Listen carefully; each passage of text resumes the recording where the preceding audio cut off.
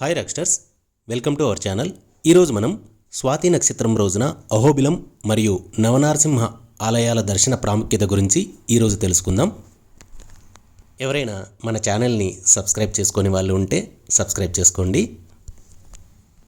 అహోబిల మఠం అనేది వడకలై శ్రీ వైష్ణవ మఠం సామాన్య శకం 1400లో ఆంధ్రప్రదేశ్ రాష్ట్రం పూర్వ కర్నూలు జిల్లా ఆళ్లగడ్డ మండలం అహోబిలంలో వేదాంత దేశిక వడకలై సంప్రదాయాన్ని అనుసరించి స్థాపించబడింది. ఇది ఆదివాని శతగోపస్వామి, వాస్తవానికి శ్రీనివాసాచార్య అని పిలుస్తారుకి ఆబోధించబడింది. ఆదివాని శతగోప వడకలై సన్యాసి, వేదాంత దేశిక గొప్ప శిష్యుడు, ప్రసిద్ధ శ్రీ వైష్ణవ ప్రఖ్యాత నడదూర్ అమ్మాల్ పండిత వారసుడు, గడికాశతం అమ్మాల్ శిష్యుడు స్థాపించాడు. పాంచరాత్ర సంప్రదాయం ఆధారంగా ఈ మఠాన్ని స్థాపించారు. నవనారసింహ ఆలయాల్లో మేము మొదటిగా దర్శించినది పావన నరసింహ లేదా బాములేటి అని కూడా అని పిలుస్తారు. పరమపావన ప్రదేశంలో 7 పడగల ఆదిశేషుని క్రింద తీర్చిదిద్దిన మూర్తి. స్వామివారి పేరులోనే సమస్త పాపములను, సంసారంలో జరిగే సుఖదుఖాలను తొలగించగలిగేవాడని అర్థమగుచున్నది. భరద్వాజ ఋషి ఇచ్చట తపస్సు చేయగా స్వామివారు మహాలక్ష్మి సహితంగా వారికి దర్శనమిచ్చారు. కావున ఈ స్వామికి పావన నరసింహస్వామి అని పేరు. ఈ క్షేత్రానికి పాములేటి నరసింహస్వామి అని కూడా పిలుస్తారు. ఎగువ అహోబిలానికి 6 కిలోమీటర్ల దూరంలో దక్షిణ దిశలో ఉన్నది. పాపకార్యములు చేసిన వారు ఈ స్వామిని దర్శించినంతనే పావనులగుదురు. బ్రహ్మోత్సవముల దగ్గర నుండి ప్రతి శనివారం నృసింహ జయంతి వరకు అద్భుతంగా వేడుకలు జరుగును. ఈ క్షేత్రానికి అధిక సంఖ్యలో భక్తులు వారి వారి కష్టములను, పాపములను భగవంతుని ప్రార్థనా రూపముగా సేవించి దర్శించుకుంటారు.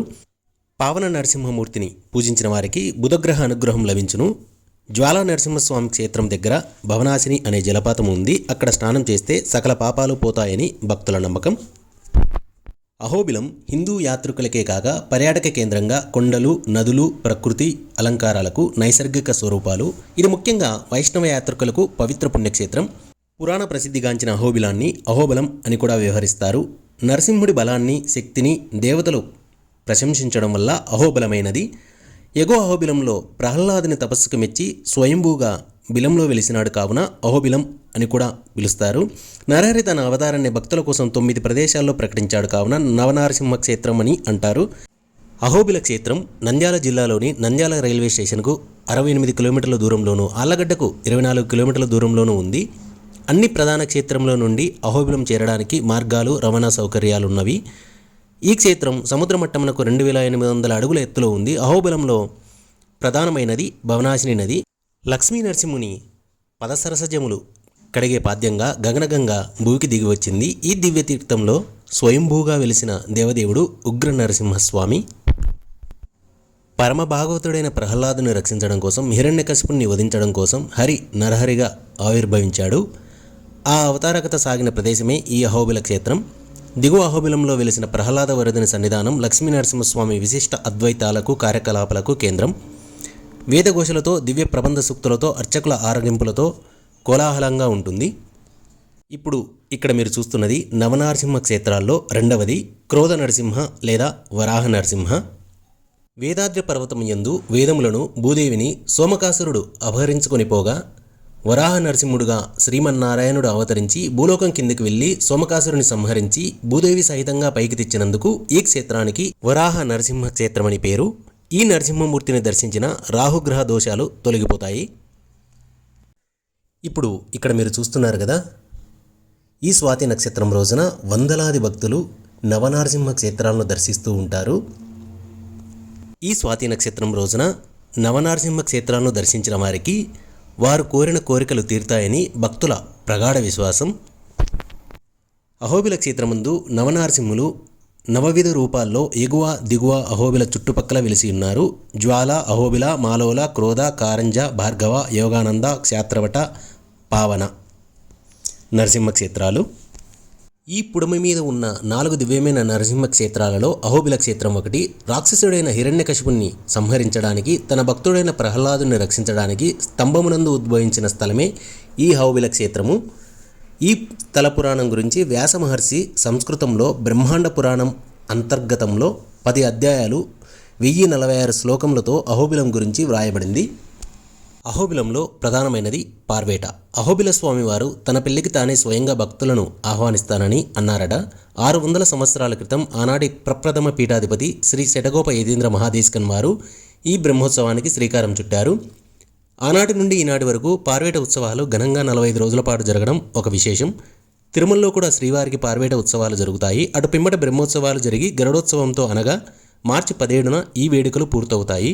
అహోబిల స్వామివారు తన వివాహ మహోత్సవానికి భక్తులను ఆహ్వానించడానికి అహోబిల పరిసర ప్రాంతంలో సుమారు 35 గ్రామాల్లో 45 రోజులు సంచరిస్తాడు. పార్వేట ఉత్సవాలు ఆ గ్రామాల్లో ఆ 45 రోజులు జరుగుతాయి.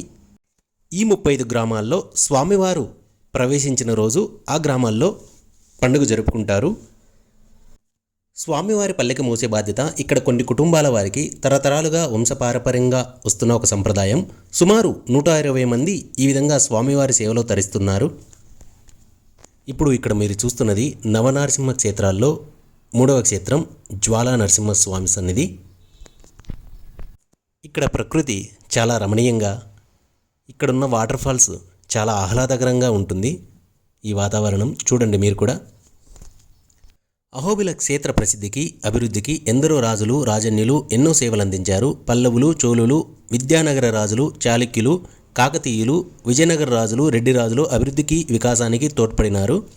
15వ శతాబ్దంలో తురుస్కుల దండయాత్రలో అహోబిల క్షేత్రం పడి నలిగిపోయింది.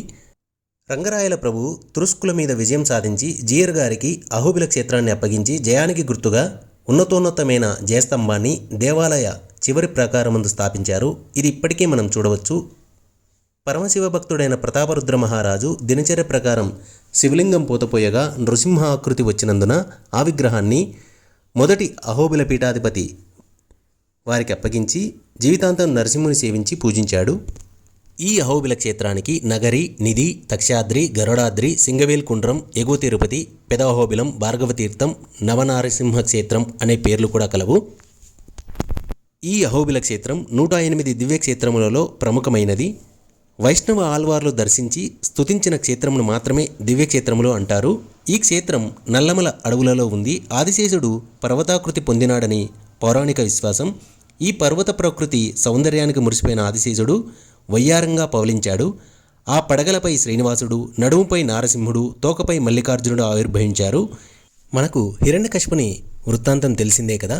హిరణ్యకశిపుడు విధాతకు మొక్కి తనకు గాలిలో కానీ, ఆకాశంలో కానీ, భూమిపై కానీ, నీటిలో కానీ, అగ్నిలో కానీ, రాత్రి కానీ, పగలు కానీ, దేవదానవుల మనుష్యులచే కానీ, జంతువులచే కానీ, ఆయుధములచే కానీ, ఇంట కానీ, బయట కానీ మరణం ఉండకూడదని కోరుకున్నాడు. అలాగే బ్రహ్మ వరాన్ని అనుగ్రహించాడు. ఇక వరగర్వంతో హిరణ్యకశిపుడు విజృంభించాడు. దేవతలను జయించాడు. ఇంద్రసింహాసనాన్ని ఆక్రమించాడు. పంచభూతాలను నిర్బంధించాడు. తపస్సులను భంగపరిచాడు. అప్పుడు శ్రీహరి మనిషి, జంతువు కానీ నరసింహుని రూపంలో పగలు రాత్రి కాని సంధ్యాకాలంలో ప్రాణం ఉన్నవి లేనివి అని చెప్పలేని గోళ్లతో ఇంటా బయట కాక గుమ్మంలో, భూమిపైన ఆకాశంలో కాక తన తొడపై హిరణ్యకశిపుని సంహరించాడు. అప్పుడు స్వామి ముఖం భీకరంగా కనిపిస్తుంది. రక్తరంజితమైన వజ్రనఖాలు సంధ్యాకాలపు ఎర్రదనాన్ని సంతరించుకున్నాయి. ప్రేవులను కంఠమాలికలుగా వేసుకున్నాడు. జూలు నుండి రక్తం కారుతోంది. ఆ విధంగా కారిన రక్తం ఇక్కడ మీరు చూస్తున్నారు కదా, ఈ నీటిలో ప్రవహిస్తూ ఉందని ఇప్పటికీ భక్తులు విశ్వసిస్తారు. ఇప్పుడు మీరు చూస్తున్నది నవనరసింహ క్షేత్రాల్లోని 3వ క్షేత్రమైన జ్వాలా నరసింహస్వామి క్షేత్రం. స్తంభం నుంచి ఉద్భవించిన నరసింహుడు క్రోధాగ్ని జ్వాలలతో ఊగిపోతుండడంతో జ్వాలా నరసింహుడు అన్నారు. ఇక్కడే ఉగ్ర నరసింహుడు హిరణ్యకశిపుని వధించినట్లు చెప్పబడుతోంది. ఇక్కడి ఆలయంలో అష్టభుజ, చతుర్భుజ నరసింహులు, హిరణ్యకశిపుని వేటాడుతున్న నరసింహుడు, ఈ 3 విగ్రహాలు ప్రతిష్ఠింపబడి ఉన్నాయి. ఇదివరకు ఇది హిరణ్యకశిపుని రాజప్రసాదంగా భావింపబడుతోంది. ఇక్కడే భవనాశిని నది ప్రారంభమవుతుంది. జ్వాలా నరసింహస్వామి దేవాలయం అచలచయమేరు అనే పిలువబడే కొండపై ఉంది. ఇది ఎగువ అహోబిల ఆలయం నుండి 4 కిలోమీటర్ల దూరంలో ఉంది. ఇక్కడ హిరణ్యకశిపుని చంపినప్పుడు స్వామి ఉగ్రతను మీరు ఇక్కడ చూడవచ్చు. ఇక రవాణా సౌకర్యాల గురించి వస్తే హైదరాబాద్ నుండి అహోబిలం వెళ్లేందుకు రోడ్డు సౌకర్యం గలదు. కడప, తిరుపతి నుండి వచ్చేవారు చాగలమేరు నుంచి ముత్యాలపాడు, కృష్ణాపురం, బాచేపల్లి మీదుగా కూడా అహోబిలం చేరుకోవచ్చు. రైలు మార్గం అహోబిలం దగ్గరలోని రైలు నిలయం నంద్యాల, చెన్నై, బొంబాయి రైల్వే మార్గంలో గల కడప స్టేషన్లో దిగితే ఆళ్లగడ్డ మీదుగా 115 కిలోమీటర్ల దూరంలో రహదారి మార్గంలో చేరవచ్చు. విమాన మార్గం అహోబిలం దగ్గరలోని విమానాశ్రయం కర్నూలు. ఇక వసతి సౌకర్యాల గురించి చూస్తే శ్రీ అహోబిల మఠ మాలోల గెస్ట్ హౌస్గా పిలువబడే అతిథి గృహాన్ని మఠం నిర్వహిస్తుంది. మొత్తం 14 గదులు, 4 single bedrooms, 6 double bedrooms, 4 triple bedrooms, ఉన్నాయి. వీటిలో ఏసీ గదులు కూడా ఉన్నాయి. ఇంకా వసతి కోసం 3 అవకాశాలు ఉన్నాయి. తిరుమల తిరుపతి దేవస్థానం వారి అతిథి గృహంలో ఉండవచ్చు, లేదా అహోబిల మఠంలో ఉండవచ్చు, దగ్గరలోని పట్టణం ఆలగడ్డలో ఉండవచ్చు. ఆలగడ్డ 30 కిలోమీటర్ల దూరంలో ఉంది, లేదా నంద్యాల 70 కిలోమీటర్లో ఉంది, అక్కడ కూడా ఉండవచ్చు. ఇప్పుడు ఇక్కడ మీరు చూస్తున్నది నవనరసింహ క్షేత్రాల్లోని 4వ క్షేత్రమైన మాలోల నరసింహ క్షేత్రం. లక్ష్మీదేవికి ప్రియమైన నరసింహస్వామి వేదాద్రి పర్వతం మీద లక్ష్మీ నృసింహస్వామిగా, మా అనగా లక్ష్మి, లోలా అనగా ప్రియుడు అని అర్థం. ఈ దేవాలయానికి మార్కొండ లక్ష్మమ్మపేటు అని కూడా పిలుస్తారు. ఎగువ అహోబిలానికి 1 కిలోమీటర్ల దూరంలో ఈ ఆలయం ఉంది. స్వామివారు ప్రసన్నాకృతిలో దర్శనమిస్తారు. వేదాద్రి శిఖరాన చదునైన ప్రదేశంలో ఈ గుడి నిర్మించబడింది. ఇక్కడ స్వామివారు వామపాదాన్ని ముడుచుకొని దక్షిణ పాదాన్ని వంచి కిందకు వదిలి సుఖాసీనుడై ఉన్నాడు. స్వామివారి ఎడమ తొడపై లక్ష్మీదేవి, స్వామివారి వామహస్తము లక్ష్మీదేవిని ఆలింగనం చేసుకున్నట్లుగా ఉన్నది. స్వామివారి శంకు, చక్ర, వరదహస్తాలతో ఉన్నది. భూతలం నుండి ఆవిర్భవించిన తామరపై లక్ష్మీదేవి పాదాలు ప్రకాశిస్తున్నాయి. ఇదొక ప్రశాంతమైన సుందరమైన చోటు, ధ్యాన అనుష్ఠాలకు చక్కని వేదిక. ఈ నరసింహస్వామిని పూజించిన వారికి శుక్రగ్రహ దోషాల నుండి విముక్తి కలుగుతుందని భక్తుల ప్రగాఢ విశ్వాసం. ఇప్పుడు ఇక్కడ మీరు చూస్తున్నది నవనరసింహ క్షేత్రాల్లో 5వ క్షేత్రమైనటువంటి పెద్ద అహోబిల నరసింహస్వామి. గరుత్మంతునికి దర్శనమిచ్చిన నరసింహస్వామి, ముక్కోటి దేవతలు స్తోత్రము చేసిన కోపము తగ్గని నరసింహస్వామి ప్రహ్లాదుడు తపస్సు చేయగా స్వయంభూడిగా వెలిశాడు. ఎగువ అహోబిలంలో వేంచేసి ఉన్న మూల విరాట్కు ఉగ్ర నరసింహస్వామి, అహోబల నరసింహస్వామి, ఓబిలేశుడు అని పిలుస్తారు. గరుడాద్రి వేదాద్రి పర్వతముల మధ్యన ఈ ఎగువ అహోబిలం ఆలయం ఉన్నది. ఇప్పుడు మనం నవనరసింహ క్షేత్రాల్లో 6వ క్షేత్రమైనటువంటి కారంజ నరసింహ క్షేత్రంకి వెళ్దాము. కారంజ వృక్ష స్వరూపమైన శ్రీ కారంజ నరసింహమూర్తికి కారంజ వృక్షం కింద పద్మాసనంతో వెంచేసి ఉన్న స్వామికి కారంజ నరసింహస్వామి అని పేరు.